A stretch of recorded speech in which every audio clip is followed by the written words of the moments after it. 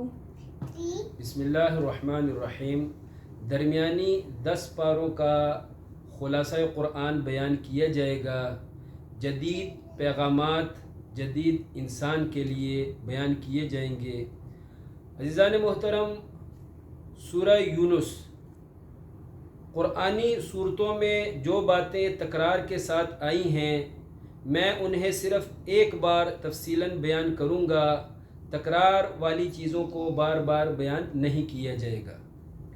سورہ یونس میں توبہ و استغفار کی فضیلت سمجھائی گئی ہے۔ توبہ و استغفار سے مقرر شدہ عذاب ٹل جاتا ہے۔ جیسے قوم یونس نے توبہ استغفار کیا تو مقرر عذاب ان سے ٹل گیا۔ عزیزان محترم، مزید آیات میں سمجھایا گیا ہے، ڈرایا گیا ہے، اے لوگو ابھی بھی وقت ہے، توبہ کر لو۔ سورہ یونس میں مزید 3 نبیوں کا تفصیلی تذکرہ ہے، حضرت نوح، حضرت موسیٰ اور حضرت ہارون کا۔ عزیزان محترم، آیت نمبر 22 میں سمجھایا گیا ہے توحید کی سوچ ہر انسان کے دل و دماغ کی گہرائیوں میں رکھ دیا گیا ہے۔ یہی وجہ ہے کہ جب انسان کے تمام وسائل ختم ہو جاتے ہیں، ہر طرف سے انسان بے امید اور مایوس ہو جاتا ہے، تو ایسے موقع پر ہر انسان کو ایک سپر پاور ذات ضرور یاد آتی ہے۔ پتہ چلا عقیدہ توحید ہمارے اصل مٹیریل میں شامل ہے۔ ہر انسان کے تحت شعور میں فطری طور پر توحید کی سوچ شامل ہے۔ عزیزان محترم، آگے ہے سورہ ہود۔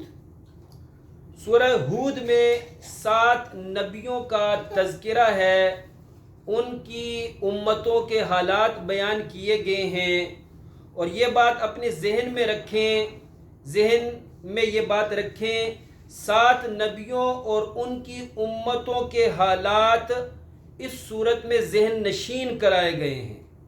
ذہن نشین کا لفظ میں نے قصداً بولا ہے، اس لیے کہ اکثر مکی صورتوں میں ان 7 نبیوں اور ان کی امتوں کے احوال دہرائے گئے ہیں۔ 7 نبی کون سے ہیں؟ حضرت نوح علیہ السلام، حضرت ہود علیہ السلام، حضرت صالح علیہ السلام، حضرت ابراہیم علیہ السلام، حضرت شعیب علیہ السلام، حضرت موسیٰ علیہ السلام اور حضرت لوط علیہ السلام۔ ان 7 نبیوں اور ان کی امتوں کے احوال اکثر لمبی مکی صورتوں میں دہرائے گئے ہیں۔ اس لیے کہ عرب والے ان 7 نبیوں کے کچھ احوال پہلے ہی سے کچھ نہ کچھ وہ جانتے تھے۔ ان 7 نبیوں کے مختصر لیکچر بیان ہوئے ہیں اس صورت میں۔ یاد رکھیے، انبیاء کرام عادتاً لمبی تقریریں نہیں کیا کرتے تھے۔ نبی پاک صلی اللہ علیہ وسلم کا عیدین کا خطبہ دیکھ لیں، حضور کا جمعے کے خطبات دیکھ لیں، نبی پاک علیہ السلام کے نکاح کے جو خطبے ہیں وہ دیکھ لیں، اور بالخصوص حجۃ الوداع کا جو خطبہ ہے وہ دیکھ لیں۔ 10-12 منٹ کا نبی پاک علیہ السلام کا خطبہ ہوا کرتا تھا، اور قرآن پاک میں جتنے بھی نبیوں کے خطابات ہیں، اپنی امتوں کو وعظ و نصیحت ہے، وہ انتہائی مختصر ہے۔ نبی پاک صلی اللہ علیہ وسلم وعظ و نصیحت مختصر پسند فرماتے اور انفرادی نماز لمبی پسند فرمایا کرتے تھے۔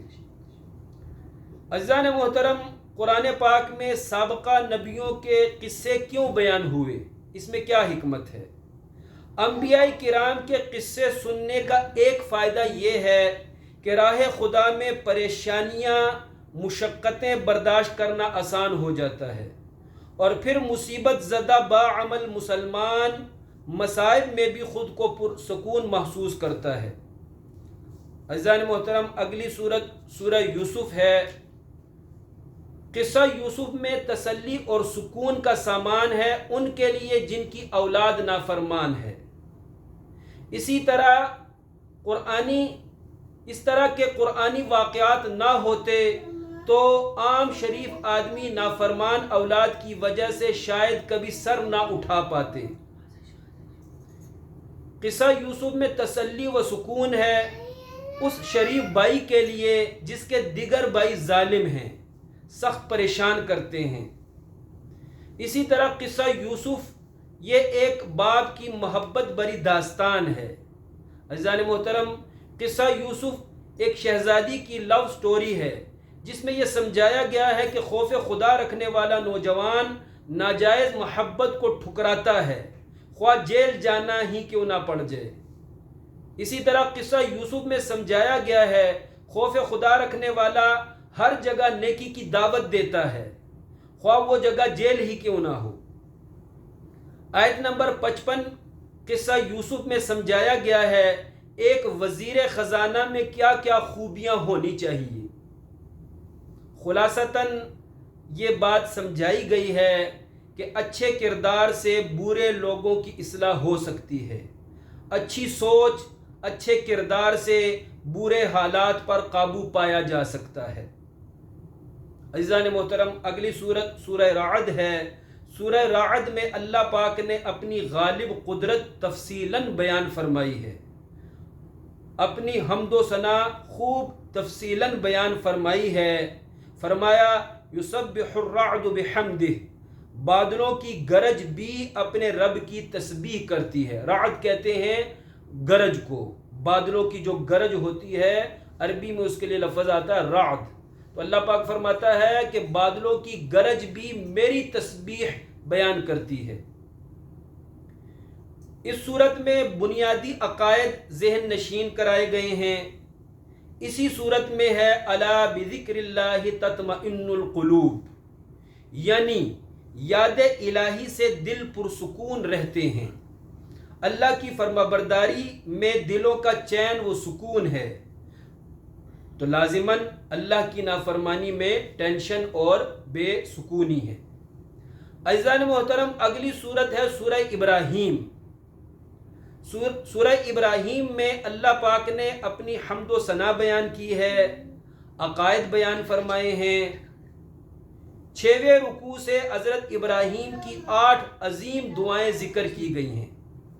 اگلی صورت سورہ حجر ہے۔ سورہ حجر میں کائنات کی کوئی بھی کتاب رد و بدل ہو سکتا ہے، لیکن کائنات کی واحد ایک ایسی کتاب ہے جس میں رد و بدل نہیں ہو سکتی، کیونکہ اللہ پاک نے خود اس کی حفاظت کا ذمہ لیا ہے، اور وہ کتاب ہے قرآن پاک۔ اس صورت میں حفاظت قرآن کی ذمہ داری اللہ پاک نے اپنے ذمے لی ہے۔ پھر قصہ آدم و ابلیس میں ابلیس سے پوچھا گیا تو نے سجدہ کیوں نہیں کیا آدم کو؟ ابلیس جواباً بولا اے اللہ، آدم کو تو نے بدبودار گارے سے پیدا کیا، اس کو سجدہ کرنا میرے شایان شان نہیں۔ یاد رکھیں تکبر اللہ پاک کی چادر ہے، جو بھی تکبر کی چادر اوڑھے گا اللہ پاک اسے برباد کر دے گا۔ تکبر کرنا شرک اصغر ہے، اور ہر طرح کا شرک اشد الکبائر گناہ میں داخل ہے۔ اگلی صورت سورہ نحل ہے۔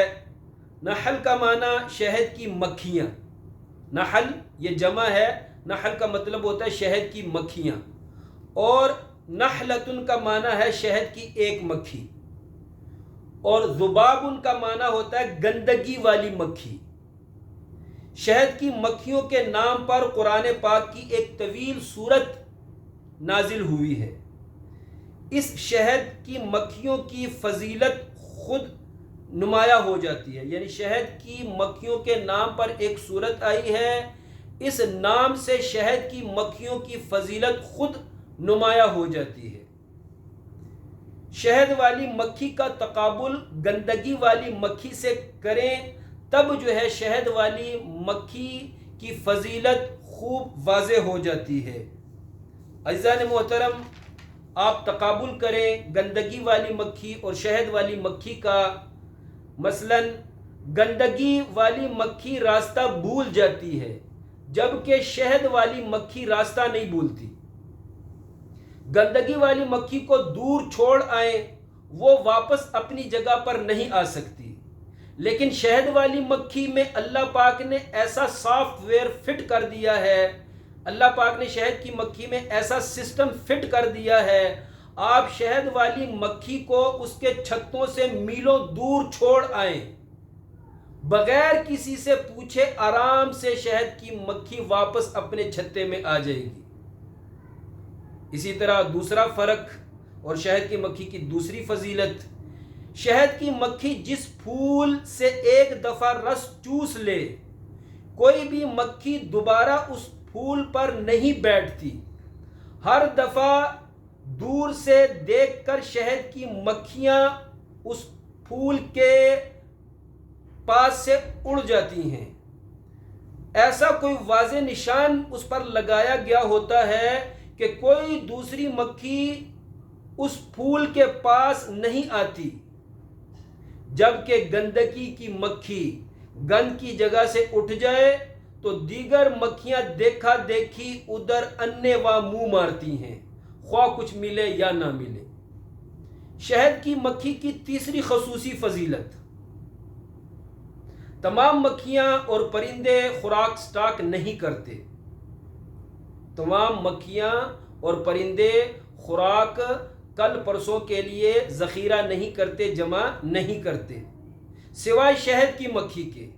شہد کی مکھی اپنے شہد کے چھتے میں خوراک سٹاک کرتی ہیں، لیکن اپنے لیے نہیں، دوسروں کے لیے اپنے چھتے میں شہد کو سٹاک کرتی ہیں۔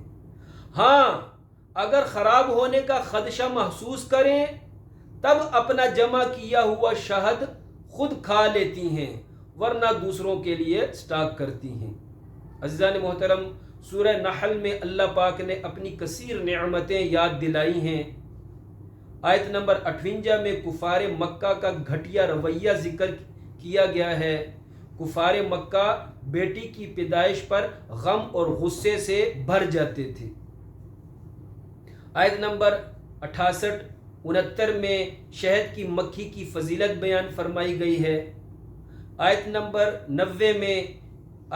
90 اتنی جامع ترین اخلاقی نصیحت ہے کہ ابو جہل، عمر بن حشام اور ولید بن مغیرہ، ان دو کافروں نے بھی اس قرآنی نصیحت کی تعریف کی ہے، اور دونوں نے کہا کیا ہی اچھی نصیحت ہے، کمال اور اخیر ہے یہ نصیحت قرآنی۔ آیت نمبر 90 کی بات ہو رہی ہے سورہ نحل کی۔ دو سردار کافروں نے آیت نمبر 90 کی بہت تعریف کی، یہ صراط الجنان میں اسی مقام پر لکھا ہے۔ عزیزان محترم، اگلی صورت ہے سورہ بنی اسرائیل۔ سورہ بنی اسرائیل کی پہلی آیت میں واقع معراج بیان فرمایا، پھر آگے چل کر یہودیوں کے اجمالاً 2 ریاستی عروج اور 2 ریاستی زوال ذکر کیے گئے ہیں، 2 ریاستی عروج والے دور اور 2 ریاستی زوال والے دور ذکر کیے گئے ہیں۔ پھر آیت نمبر 16 میں اللہ پاک نے کسی قوم کے برباد کرنے والے اصل ذمہ داران کو واضح کیا ہے، اور وہ اس قوم کے نافرمان حکمران لوگ اور اس قوم کے نافرمان مالدار لوگ ہوتے ہیں۔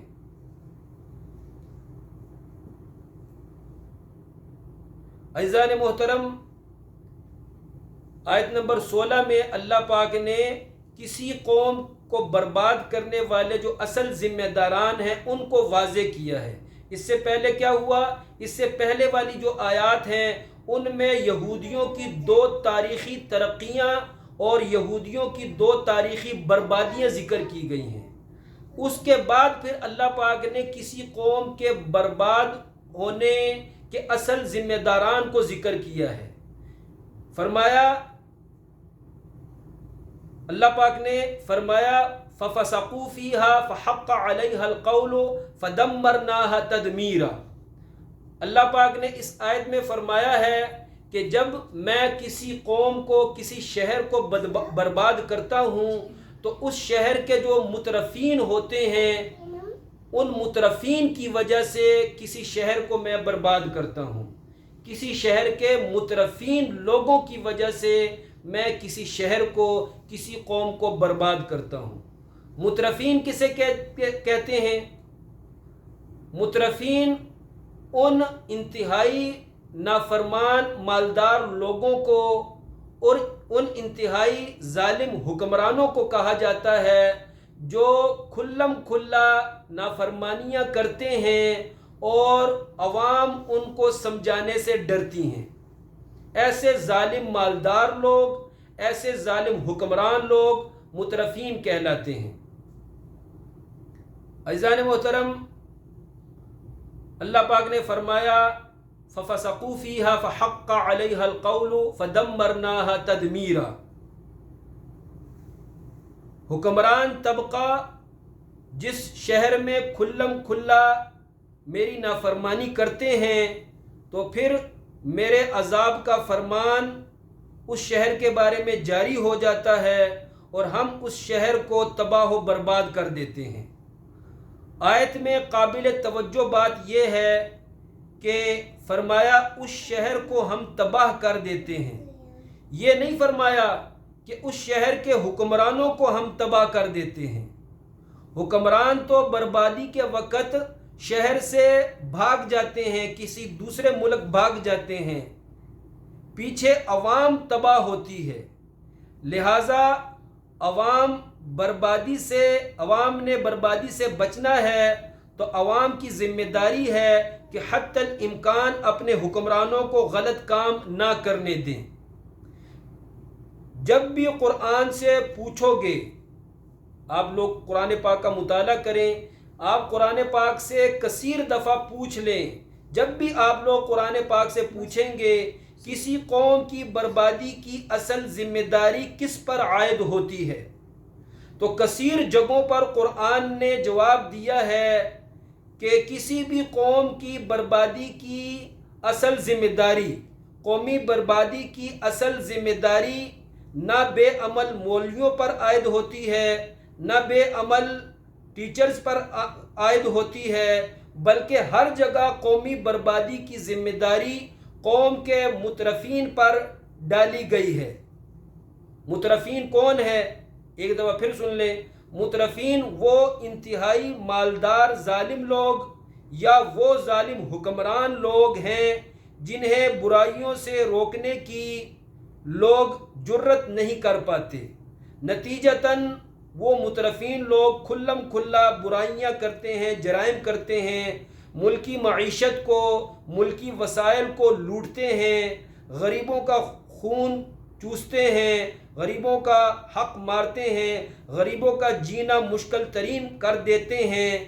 قرآن پاک نے ایسے ظالم حکمرانوں کو مترفین کہا ہے۔ یہی ظالم لوگ کسی بھی قومی بربادی کے اصل ذمہ دار ہوتے ہیں۔ عزیزان محترم، سورہ بنی اسرائیل میں نبی پاک علیہ السلام کو علمی طور پر لاجواب کرنے کے لیے کافروں نے 3 سوالات کر لیے تھے۔ روح کے بارے میں پوچھا، روح کیا ہے؟ اصحاب کہف کا قصہ پوچھا اور ذوالقرنین کا قصہ پوچھا۔ اللہ پاک نے روح کا جواب تو سورہ بنی اسرائیل میں دے دیا، بقیہ 2 سوالات کا جواب سورہ کہف میں دیا گیا۔ عزیزان محترم، اگلی سورت سورہ کہف ہے۔ سورہ کہف میں ٹوٹل 4 قصے بیان ہوئے۔ نمبر 1، قصہ اصحاب کہف، یعنی غار میں 309 سال سوئے رہنے والے چند ایماندار لوگوں کا قصہ۔ نمبر 2، دوسرا قصہ ایک دولت پرست مغرور کافر اور اس کے مسلمان دوست کا ہے۔ تیسرا قصہ خضر و موسیٰ ہے، اور چوتھا قصہ ذوالقرنین اور یاجوج ماجوج کا ہے۔ عزیزان محترم، پہلا قصہ اصحاب کہف، قصہ اصحاب کہف میں سمجھایا گیا ہے کہ چند ایماندار لوگوں نے ظالموں سے اپنی جان اور اپنا ایمان بچانے کے لیے ایک غار میں پناہ لے لی اور دل سے اللہ پاک سے دعا مانگی، تو اللہ پاک نے ان کی فریاد رسی کی اور انہیں اس غار میں 309 سال سلائے رکھا۔ جب وہ بیدار ہوئے تو اس دور کے لوگوں نے ان کی بڑی عزت و قدر کی۔ اللہ پاک نے اس واقعے کو دوبارہ زندہ کیے جانے پر دلیل بنایا۔ عزیزان محترم، دوسرا واقعہ ایک دنیا پرست مغرور مالدار اور اس کے غریب مسلمان دوست کا ہے۔ اس واقعے سے سمجھایا گیا ہے کہ آدمی کو اپنی بھی نظر لگ جاتی ہے، لہٰذا ہر نعمت، ہر خوبی کو فضل ربی کہنا چاہیے۔ اس واقعے میں سمجھایا گیا ہے کہ نعمت والا اپنی نعمت پر عاجزی کے ساتھ ما شاء اللہ لا حول ولا قوت الا باللہ کہے تو زوال نعمت سے محفوظ رہتا ہے۔ تیسرا واقعہ حضرت خضر اور حضرت موسیٰ کا ہے۔ اس قصے میں حضرت خضر نے 3 انتہائی عجیب کام کیے جو بظاہراً عقل کے بالکل خلاف تھے، اس لیے تینوں کاموں میں سے ہر کام پر حضرت موسیٰ نے حضرت خضر کو روکا ٹوکا، تنبیہ کی۔ بعد میں حضرت خضر نے حضرت موسیٰ کو سمجھایا کہ وہ تینوں کام میں نے اللہ کے کہنے پر کیے تھے، لیکن چونکہ تمہاری نظر صرف ظاہر پر تھی، اس لیے اے موسیٰ تمہیں تینوں کام برے لگے، اور میری نظر چونکہ حقیقت حال پر تھی، اللہ کے اذن سے میری نظر حقیقت حال پر تھی، اس لیے مجھے وہ تینوں کام بالکل برے نہیں لگے۔ اس قصہ خضر و موسیٰ میں ہمارے لیے کیا سبق ہے؟ اس قصے میں ہمیں یہ سبق دیا گیا ہے کہ تم انسانوں کو کسی حادثے، کسی سانحے کا صرف ایک رخ نظر آتا ہے، اس لیے اس موقع پر برے برے خیالات تمہارے ذہنوں میں آ جاتے ہیں۔ تم اس پریشانی کو اپنے لیے نقصان دہ سمجھتے ہو، حالانکہ وہ پریشانی تمہارے حق میں بعض دفعہ بہتر ہوتی ہے۔ اور اس پریشانی اور اسی طرح عزیزان محترم، اسی طرح بعض دفعہ یہ اس قصے میں ہمیں سمجھایا گیا ہے کہ اسی طرح بعض دفعہ تم کسی کام کو اپنے لیے فائدہ مند سمجھتے ہو، لیکن اس کا الٹ تمہارے حق میں بہتر ہوتا ہے۔ لہٰذا اس واقعے میں مومن کو اللہ کے فیصلوں پر صابر و راضی رہنا سکھایا گیا ہے۔ چوتھا قصہ حضرت ذوالقرنین کا ہے۔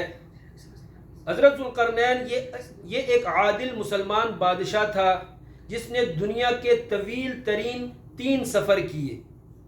پہلا سفر مغرب کے آخر تک گیا، جہاں تک جانا ممکن تھا حضرت ذوالقرنین اپنے لشکر سمیت وہاں تک گیا۔ دوسرا سفر مشرق کے آخر تک تھا، جہاں تک مشرق کے آخر تک جانا ممکن تھا حضرت ذوالقرنین اپنے لشکر سمیت وہاں گیا۔ تیسرا سفر شمال کی طرف کیا، حضرت ذوالقرنین نے اپنے لشکر سمیت شمال کی طرف تیسرا سفر کیا۔ ادھر حضرت ذوالقرنین نے ایک مضبوط اونچی دیوار بنائی اور اس دیوار کے پیچھے آدم خور قوم یعنی یاجوج ماجوج قوم کو قید کر دیا، اور قرب قیامت میں یاجوجی ماجوجی وحشی قوم سمندر کی بڑی بڑی لہروں کی طرح ٹھاٹے مارتے ہوئے پستی کی طرف آئیں گے اور دیوار ذوالقرنین توڑ کر پھلانگ کر باہر نکل آئیں گے۔ اگلی سورت ہے سورہ مریم۔ سورہ مریم عزیزان محترم یہ 16ویں پارے میں ہے۔ حضرت مریم 14-15 سال کی لڑکی تھی جب اولاً اچانک حضرت مریم کو پتہ چلا کہ بغیر خاوند کے مجھے بچہ ملنے والا ہے۔ اس خبر پر حضرت مریم بہت پریشان ہوئی کہ میں زمانے کا سامنا کیسے کروں گی، لوگ کیسے میری پاک دامنی کا یقین کریں گے، 14-15 سال کی میں لڑکی ہوں، بغیر کسی انسانی ملاپ کے میرا بچہ ہوگا تو لوگ کیسے یقین کریں گے؟ حضرت مریم کے ذہن میں طرح طرح کے سوال اٹھے، یہ اتنی بڑی آزمائش مجھ پر کیوں ڈالی جا رہی ہے؟ اللہ پاک نے 2 لفظوں میں جواب دیا، آیۃ للناس۔ حضرت مریم کو 2 لفظوں میں جواب دیا، آیۃ للناس۔ ہم اس واقعے کو اپنی قدرت کاملہ کی نشانی بنانا چاہتے ہیں، قیامت تک کے لوگوں کے لیے، موجودہ لوگوں کے لیے بھی اور قیامت تک آنے والے لوگوں کے لیے یہ میری قدرت کاملہ کی نشانی ہوگی کہ میں بغیر انسانی ملاپ کے بھی کسی کو بچہ دے سکتا ہوں۔ ہم نے یہ کرنا ہے۔ حضرت مریم اللہ کی مشیت پہ پھر راضی ہو گئی، اس آزمائش کے لیے انہوں نے جو ہے اپنی رضامندی ظاہر کر دی۔ عزیزان محترم، آیت نمبر 58 سے پہلے 11 نبیوں کا مختصر تذکرہ فرمایا گیا ہے، اور پھر آیت نمبر 58 میں فرمایا نبیوں کا طریقہ رہا ہے اپنی نمازوں میں گریہ زاری کرنا، نماز میں خوف خدا سے رونا، یہ نبیوں کا طریقہ ہے، یہ نبیوں کی سنت ہے۔ اور میرے مرشد جناب مولانا محمد الیاس قادری دامت برکاتہم العالیہ ہر نماز میں گریہ زاری کرتے ہیں۔ حاجی عمران صاحب فرماتے ہیں میں نے اپنے پیر کی کوئی بھی ایسی نماز نہیں دیکھی جس میں وہ گریہ زاری نہ کر رہے ہوں۔ تو نماز میں گریہ زاری کرنا یہ نبیوں کا طریقہ ہے۔ اگلی سورت سورہ طٰہٰ ہے۔ سورہ طٰہٰ میں حضرت موسیٰ کا قصہ تفصیلاً بیان ہوا۔ حضرت موسیٰ کو جب حکم الہی ملا کہ فرعون اور فرعونی وزیروں کی اصلاح کے لیے ان کے پاس جاؤ، تو وزیر اعظم ہاؤس جانے سے پہلے مزید حصول اعتماد کے لیے حضرت موسیٰ نے دعا پڑھی، رب اشرح لی صدری ویسر لی امری واحلل عقدۃ من لسانی یفقہوا قولی۔ اے میرے رب، میرا سینہ کھول دے، میرا دل و دماغ کھول دے، میرے لیے ان فرعونیوں سے بات کرنا آسان کر دے، ویسر لی امری، میرے لیے میرا معاملہ آسان کر دے، یعنی فرعونیوں کو لیکچر دینا، فصاحت و بلاغت و حکمت کے ساتھ سمجھانا میرے لیے آسان کر دے، واحلل عقدۃ من لسانی، زبان کی لکنت کھول دے، یفقہوا قولی، تاکہ وہ فرعونی لوگ، وہ وزیر لوگ میری بات بخوبی سمجھ سکیں۔ تو عزیزان محترم، یہ جو دعا ہے رب اشرح لی، یہ دل کی مضبوطی کے لیے، یہ حصول اعتماد کے لیے انتہائی مجرب ہے۔ اپنا سورہ طٰہٰ میں اللہ پاک نے جو ہے حضرت موسیٰ کا جو تفصیلاً قصہ بیان کیا ہے، تو اس قصے میں فرعون نے حضرت موسیٰ کو ایک میچ کا چیلنج کر دیا، اور فرعون نے جب حضرت موسیٰ کو میچ کا چیلنج کیا تو فرعون نے یہ سمجھایا کہ جو جیتا ملک مصر بھی اس کا اور دین و دستور بھی اسی کا چلے گا۔ مقابلے میں ایک طرف صرف ایک بے اسلحہ شریف انسان حضرت موسیٰ ہے، اور مقابلے میں دوسری جانب سپر پاور حکومت فرعون کی ہے، فرعون کی سپر پاور حکومت یہ دوسری طرف ہے، پوری کی پوری حکومت دوسری طرف ہے، اور ایک طرف حضرت موسیٰ علیہ السلام ہے اور ان کی زیر نگرانی ان کا بھائی ہے۔ 2 افراد ایک طرف ہیں اور دوسری طرف پوری گورنمنٹ ہے۔ عزیزان محترم، مقابلہ جب شروع ہو جاتا ہے، حضرت موسیٰ علیہ السلام اپنے ایک معجزے سے اس سپر پاور حکومت کو ایک معجزے سے ہلا کر رکھ دیتے ہیں۔ 70,000 جادوگر سجدے میں گر کر ایمان لے آتے ہیں۔ تو فرعون چیخ کر جوش سے بولتا ہے، اے مصر کے لوگوں سنو، یہ موسیٰ اپنے جادو کے بل بوتے پر تمہارے ملک مصر کا تختہ حکومت الٹانا چاہتا ہے۔ اب مجھے سمجھ آ گئی ہے، یہ ہارنے والے 70,000 جادوگر اس کے شاگرد ہیں، اور موسیٰ ان سب کا بڑا استاد ہے۔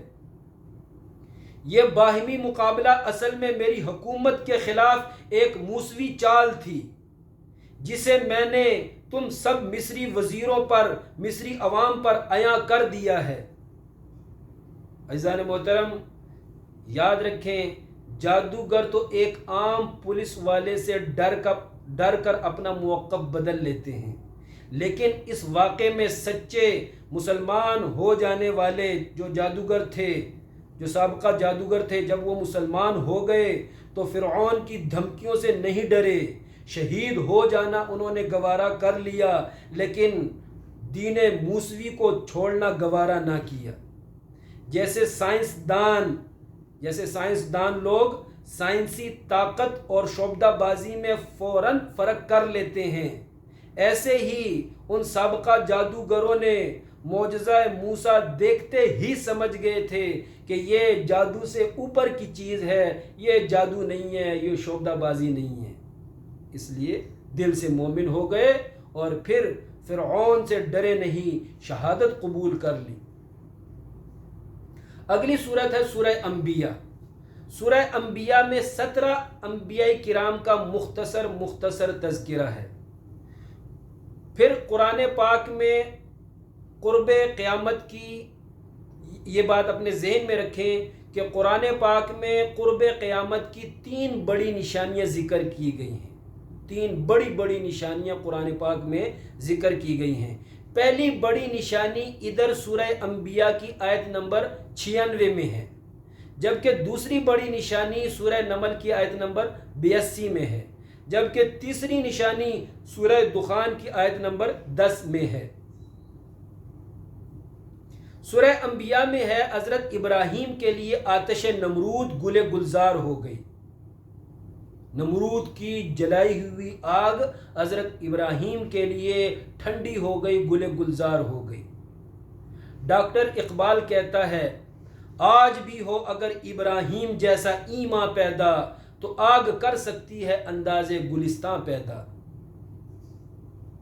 اس واقعے کے بعد حضرت ابراہیم نے ملک عراق سے ہجرت کی اور ملک شام شفٹ ہو گئے۔ تفاسیر میں آیا ہے کہ عراق سے ہجرت کرتے ہی پیچھے نمرودیوں پر مچھروں کا عذاب آیا اور سارے نمرودی مچھروں کے عذاب سے ہلاک ہو گئے۔ اس سورہ انبیاء میں ہمیں سبق کیا دیا گیا ہے؟ سبق یہ ہے، کسی بھی نبی نے اللہ کے حکم پر کسی بھی علاقے کو چھوڑا تو یقیناً ہمیشہ اس علاقے پر عذاب الہی آیا، اور دیگر باتیں عقائد سمجھائی گئی ہیں۔ اسی طرح سورہ انبیاء میں حضرت داؤد اور حضرت سلیمان کے معجزے بیان ہوئے، حضرت ایوب کی شدید بیماری و پریشانی بیان ہوئی۔ حضرت ایوب کا اس شدید بیماری سے نکلنے کی دعا اسی صورت میں ثابت ہے۔ اس صورت میں پتہ چلا کسی بھی مصیبت میں پڑے رہنے کو کسی نبی نے پسند نہیں کیا، کسی مصیبت میں پڑے رہنے کو کسی نبی نے پسند نہیں کیا، بلکہ ہر نبی نے ہر موقع پر عافیت اور سلامتی کی دعا کی ہے اپنے لیے اور اپنی امت کے لیے۔ لہٰذا مصیبتوں پر خوش رہنا، مصیبتیں مانگنا کسی نبی سے ثابت نہیں ہے، بلکہ ہر نبی نے عافیت و سلامتی مانگی ہے۔ سورہ انبیاء میں آگے حضرت یونس علیہ السلام کا ڈولفن مچھلی کے پیٹ میں جانے کا واقعہ بیان ہوا، اور مچھلی کے پیٹ سے نکلنے کے لیے، اس مصیبت سے نکلنے کے لیے حضرت یوسف نے اپنی عافیت و سلامتی کی دعا مانگی۔ اگلی صورت ہے سورہ حج۔ سورہ حج میں حج کے احکام بیان ہوئے۔ آیت نمبر 40 میں جہاد کا ایک عظیم دنیاوی فائدہ ذکر کیا، پھر آگے ایک آزاد اسلامی ریاست کی تصویر اور نقشہ پیش کیا گیا۔ آزاد اسلامی ریاست کے 4 اہم ترین شعبے ذکر فرمائے گئے ہیں۔ سورہ حج کا آخری رکوع پورے قرآن پاک کا خلاصہ ہے۔ آخری رکوع کی پہلی 2 آیات میں شرک و کفر کی کمزوری ایک انتہائی بلیغ ترین بے مثال کے ذریعے سمجھائی گئی ہے۔ پھر تیسری آیت میں عقیدہ رسالت سمجھایا گیا ہے اور وَإِلَى اللَّهِ تُرْجَعُ الْأُمُورِ سے عقیدہ آخرت سمجھایا گیا ہے۔ سورت کے بالکل آخر میں فرمایا، اے ایمان والو عبادت کرو اور خدمت خلق کرو، یقیناً نجات و فلاح پا جاؤ گے۔ اگلی سورت ہے سورہ مؤمنون۔ حضرت عائشہ رضی اللہ عنہا کے سامنے سورہ مؤمنون کی ابتدائی 10 آیات پڑھی گئی تو حضرت عائشہ نے فرمایا، حضور صلی اللہ علیہ وسلم کے اخلاق ایسے ہی تھے۔ یعنی سورہ مومنون کے شروع میں 7 خوبیاں ذکر کی گئی ہیں۔ حضرت عائشہ نے فرمایا نبی پاک علیہ السلام کے اخلاق میں یہ 7 خوبیاں شامل تھیں۔ یاد رکھیں، آخری نبی کی سیرت و اخلاق پر سب سے مستند کتاب قرآن پاک ہے۔ حضرت عائشہ رضی اللہ عنہا فرماتی ہیں کہ قرآن پاک نبی پاک علیہ السلام کے اخلاق ہیں۔ قرآن پاک یہ نبی پاک علیہ السلام کے اخلاق ہیں۔ قرآن میں جو ہے کرو حضور نے کر کے دکھایا، قرآن میں جو ہے کہ نہ کرو حضور نے بچ کر دکھایا۔ تو قرآن پاک حضور کی سیرت و اخلاق پر سب سے مستند کتاب ہے۔ سورہ مؤمنون میں نجات پانے والے کامیابی پانے والے مومنین کی 7 خوبیاں آغاز میں ذکر کی گئی ہیں۔ قرآنی بلاغت پر غور کریں، آگے انسانی پیدائش کے مراحل بھی 7 ذکر کیے گئے ہیں۔ عزیزان محترم، انسانی پیدائش کے 7 مرحلوں کو پڑھ کر سمجھ کر بہت سے کافر انگریز ڈاکٹر مسلمان ہو چکے ہیں۔ کافر جو ریسرچر حضرات ہیں تو ان 7 انسانی تخلیقی مراحل پر غور کر کے لوگ مسلمان ہوئے ہیں۔ عزیزان محترم، کافروں نے غور کیا، 1400 سال پہلے کوئی مشین نہیں تھی، کوئی ایکسرا الٹرا ساؤنڈ نہیں تھا، تو حضرت محمد علیہ السلام کو یہ کیسے پتہ چلا کہ انسان پہلے ماں کے پیٹ میں نطفہ ہوتا ہے، پھر وہ نطفہ جمع ہوا خون ہو جاتا ہے، پھر وہ جمع ہوا خون گوشت کا لوتھڑا بن جاتا ہے، پھر اس گوشت میں ہڈیاں آ جاتی ہیں۔ ریسرچر حضرات نے، کافروں نے انسانی تخلیق کی یہ ترتیب پر غور کیا کہ یہ انسانی تخلیق کی یہ ترتیب کیسے حضرت محمد نے معلوم کر لی۔ یقیناً یہ ترتیب گاڈ کے بتانے کے بغیر کوئی نہیں جان سکتا، لہٰذا حضرت محمد علیہ السلام گاڈ کے سچے نبی ہیں۔ اور بہت سارے کافر اس آیت کی وجہ سے مسلمان ہوئے۔ آگے سورہ نور ہے۔ سورہ نور میں تقریباً 16 احکام عطا فرمائے گئے ہیں۔ مثلاً زنا کی روک تھام کے لیے احکام۔ نمبر 2، لوگوں کی عزتیں محفوظ کرنے کے لیے بہتان کی روک تھام کے احکام۔ نمبر 3، شوہر اپنی بیوی پر الزام زنا لگائے تو طریقہ لعان عطا فرمایا۔ یاد رکھیں، اسلام میں کسی زندہ معین انسان پر لعنت کرنا حرام ہے سوائے لعان والی صورت کے۔ نمبر 4، دوسروں کے گھروں میں داخل ہونے کے آداب و احکام عطا ہوئے۔ نمبر 5، بدنگاہی سے بچنے کے احکام طریقہ عطا ہوا۔ نمبر 6، گھر کے اندر جہاں دیگر رشتہ دار آتے ہیں وہاں گھر کی مستورات غیر محرم رشتہ داروں سے کیسے پردہ کرے گی، وہ احکام سورہ نور میں عطا ہوئے۔ یاد رکھیں، سورہ نور میں گھر کے اندر کے لیے پردے کے احکام عطا فرمائے گئے ہیں، جبکہ سورہ احزاب میں گھر سے باہر نکلتے وقت ستر و حجاب کے احکام عطا فرمائے گئے ہیں۔ دونوں احکام میں فرق ہے، خوب غور کر لیں۔ آیت نمبر 19 میں سمجھایا گیا ہے عریانی فحاشی پھیلانے کو پسند کرنے والے دنیا و آخرت میں برباد ہوں گے، بے سکون رہیں گے۔ آگے سورہ فرقان ہے۔ سورہ فرقان میں 5 معذب قوموں کا تذکرہ ہے، اور آخری رکوع میں عباد الرحمن یعنی خدا کے رحمان کے محبوب بندوں کے 12 عظیم صفات ذکر کیے گئے ہیں۔ سورہ مومنون کے شروع میں ذکر شدہ 7 عظیم صفات اپنا لیے جائیں، اور سورہ فرقان کے آخر میں 12 عظیم صفات کو اپنا لیا جائے تو وہ انسان یعنی یہ 19 خوبیاں ہوئی، ان 19 اخلاقی صفات ہوئے، 7 سورہ مومنون کے شروع میں اور 12 سورہ فرقان کے آخر میں۔ ان 19 اخلاقی صفات کو جو بھی اپنے اندر پیدا کر لے گا تو وہ پرکشش مثالی شخصیت بن جائے گا۔ یہ 19 خوبیاں حضور کے اخلاق میں شامل تھی۔ ان 19 خوبیوں والا مکمل اخلاق والا کہلاتا ہے۔ دیگر تمام خوبیوں کو یہ 19 اخلاقی اوصاف شامل ہیں۔ عزیزان محترم، آگے سورہ شعراء ہے۔ شاعر کی جمع شعراء ہے، شعر کہنے والے کو شاعر کہتے ہیں۔ سورہ شعراء کی آیت نمبر 3 میں سمجھایا گیا ہے اے محبوب، مخلوق میں سب سے زیادہ مہربان آپ ہیں۔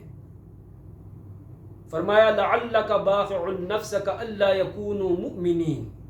نبی پاک صلی اللہ علیہ وسلم نافرمانوں کے لیے بہت زیادہ روتے تھے۔ نبی پاک علیہ السلام نافرمانوں کے لیے بہت زیادہ کڑتے تھے، بہت زیادہ غمگین رہتے تھے نافرمان لوگوں کے لیے۔ یہ مفہوم متعدد جگہوں پر فرمایا گیا ہے۔ فرمایا محبوب خطرہ ہے آپ کی جان کو، آپ اتنا روتے ہیں، آپ نافرمانوں کے لیے اتنا کڑتے ہیں، آپ کی جان کو خطرہ ہے کہ رو رو کر آپ خود کو ہلاک کر دیں گے۔ لعلک باخع نفسک، خطرہ ہے آپ خود کو رو رو کر ہلاک کر دیں گے اس بات کی وجہ سے کہ لوگ ایمان نہیں لا رہے۔ اللہ اپنے محبوب سے پیار فرماتا ہے اے محبوب آپ اپنی پرواہ کیجئے، آپ اپنی صحت کا لحاظ رکھیے۔ سورہ شعراء کی آیت نمبر 128 سے قوم ہود کی یعنی قوم عاد کی 2 بڑی خباثتوں کو ہائی لائٹ کیا گیا ہے۔ نمبر 1، فضول فخریہ عمارتیں بناتے تھے۔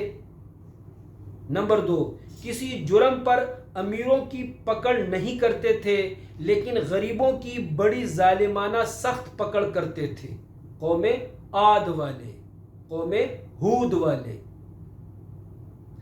المختصر، قوم عاد عیاش بگڑی ہوئی قوم تھی، غریب کو سر چھپانے کے لیے معمولی جگہ نہیں دیتے تھے لیکن اپنی ناک اونچی رکھنے کے لیے باہمی دنیاوی مقابلہ بازی میں بلا ضرورت وسیع اونچے بنگلے بناتے، اور نظام عدل ان کا زیرو تھا۔ عزیزان محترم، سورہ شعراء کے آخر میں یہ بات سمجھائی گئی ہے کہ عموماً شاعر لوگ بے عمل ہوتے ہیں، عموماً شاعر لوگ بے عمل ہوتے ہیں۔ شاعر لوگ اور شاعروں کے پیروکار لوگ محض گفتار کے غازی ہوتے ہیں، یہ لوگ کردار کے غازی نہیں ہوتے، الا ما شاء اللہ۔ اگلی صورت ہے سورہ نمل۔ نمل کا معنی چونٹیاں ہیں جبکہ نملتن کا معنی ایک چونٹی ہے۔ سورہ نمل میں سمجھایا گیا ہے اللہ کا ہر نبی تمام مخلوقات کے لیے بہت مہربان ہوتا ہے۔ اللہ کے ہر نبی نے کمزوروں کا ساتھ دیا ہے، اللہ کے ہر نبی نے کمزوروں کے ساتھ بہت زیادہ ہمدردی اور مہربانی کی۔ مثلا حضرت سلیمان کے پاس عظیم الشان طاقت تھی لیکن کمزور ترین مخلوق چیونٹیوں کی مکمل فریاد سنی. لیکن حضرت سلیمان علیہ السلام کے پاس انتہائی عظیم الشان طاقت تھی. اس کے باوجود یعنی سپر پاور ہونے کے باوجود حضرت سلیمان نے دنیا کی کمزور ترین مخلوق چیونٹیوں کی فریاد مکمل دھیان سے سنی اور چیونٹیوں سے مکمل ہمدردی کی. تفسیر جلالین میں اسی مقام پر لکھا ہے حضرت سلیمان نے چیونٹیوں کی فریاد سنی اور حضرت سلیمان نے اپنا پورا لشکر بہت دیر تک روکے رکھا حتیٰ کہ ساری چیونٹیاں اپنے اپنے سوراخوں میں داخل ہو گئی. حضرت سلیمان نے ان کثیر چیونٹیوں کی جان بچائی. سورہ نمل میں حضرت سلیمان کے دیگر معجزے بیان ہوئے. ان معجزوں کو دکھانے کا مقصد یہ تھا کہ بغیر لڑائی کے بلقیس اور اس کے وزیروں کو اور عوام کو مسلمان کرنا مقصود تھا اور ان تمام لوگوں کو حضرت سلیمان کے سچے نبی ہونے کا یقین کرانا تھا. سورہ نمل میں یہ بات سمجھائی گئی ہے کہ کچھ کرامتیں اولیاء کرام کے کنٹرول میں ہوتی ہیں. جیسے حضرت آصف بن برخیہ نے کہا میں پلک جھپکنے میں یعنی ایک لمحے میں بلقیس کا ٹنو من وزنی تخت دوسرے ملک سے لا کر حاضر کر سکتا ہوں. یعنی حضرت آصف جو اللہ کے ولی تھے انہوں نے ایڈوانس کہہ دیا کہ میں ایک لمحے میں ٹنو من وزنی تخت ادھر لا کر حاضر کر سکتا ہوں کا لفظ استعمال کیا ہے. یعنی یہ طاقت میرے کنٹرول میں دے دی گئی ہے میں کر سکتا ہوں. تو پتہ چلا کچھ کرامتیں اولیاء کرام کے کنٹرول میں ہوتی ہیں. جو لوگ کہتے ہیں کہ کرامتیں اولیاء کے کنٹرول میں ہوتی نہیں ہیں یہ غلط بات ہے. آگے سورہ قصص بیان ہوا. سورہ قصص میں اللہ پاک نے حضرت موسیٰ اور فرعون کا قصہ تفصیلاً بیان فرمایا اور سمجھایا کہ حضرت موسیٰ کی بددعا سے فرعونی غرق ہوئے.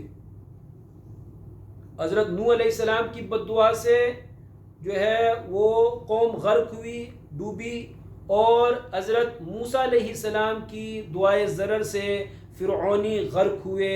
یہ سورہ قصص کی آیات سے واضح ہوتا ہے. اسی طرح اس صورت میں حضرت موسیٰ اور قارون کا قصہ بیان ہوا.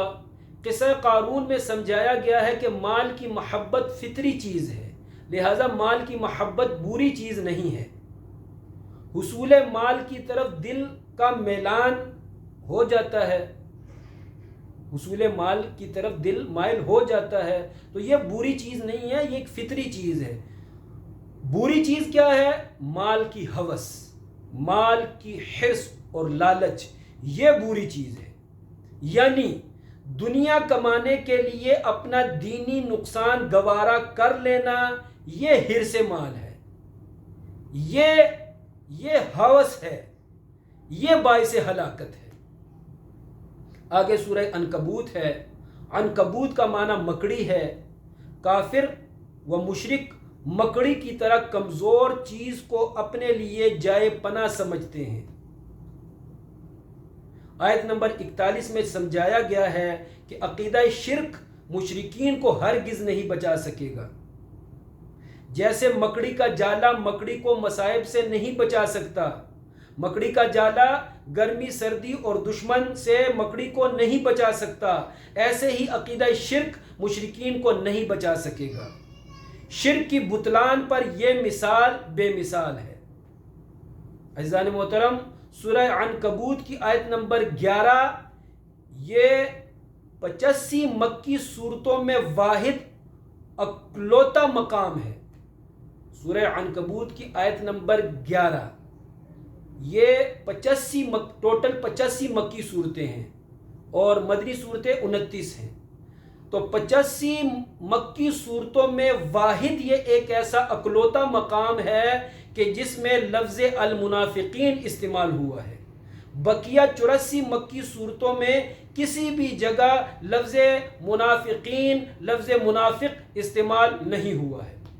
اللہ کریم ہمیں قرآن پاک کی سمجھ، عمل عطا فرمائے، آمین ثم آمین۔